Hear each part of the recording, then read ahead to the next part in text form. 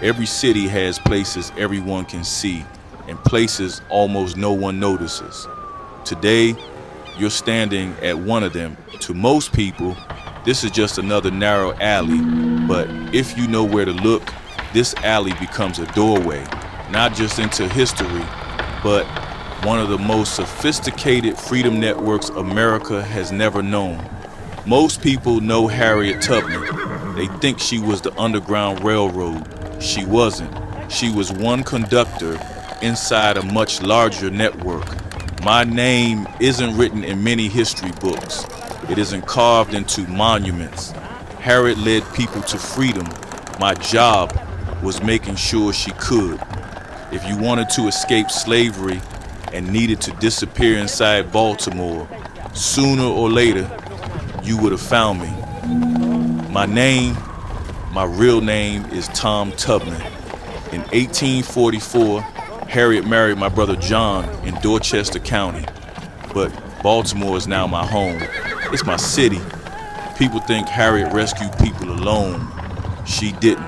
Nobody could, not here. Baltimore looked like opportunity. But beneath its busy streets, it's the largest slave trading city in America. It's crawling with bounty hunters, informants, city police. These men who could recognize a fugitive from a single description. Slave catchers could be found at every dock, every market, every tavern, every street corner.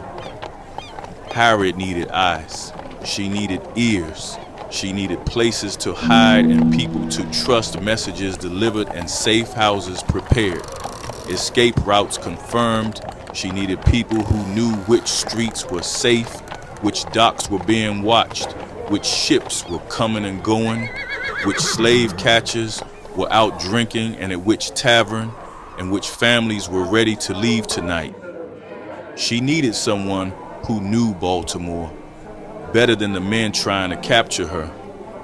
That's where I came in. History calls this place an alley. I call it home.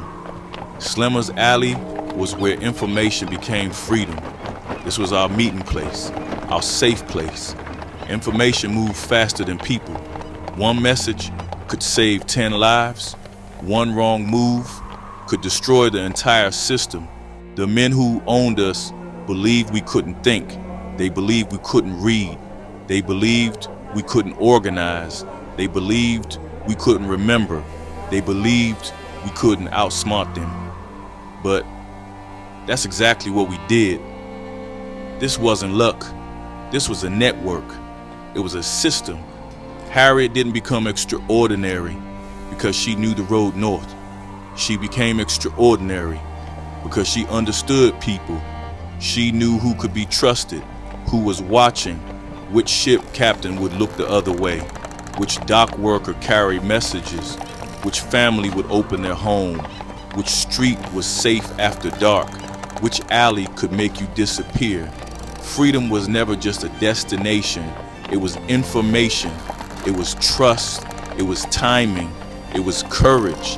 It was ordinary people risking everything for someone they might never see again. Harriet Tubman didn't build this network alone. Thousands did.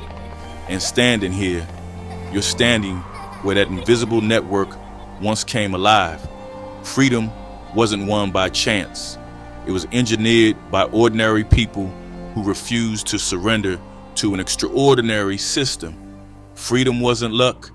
Freedom was organized. Welcome to the system.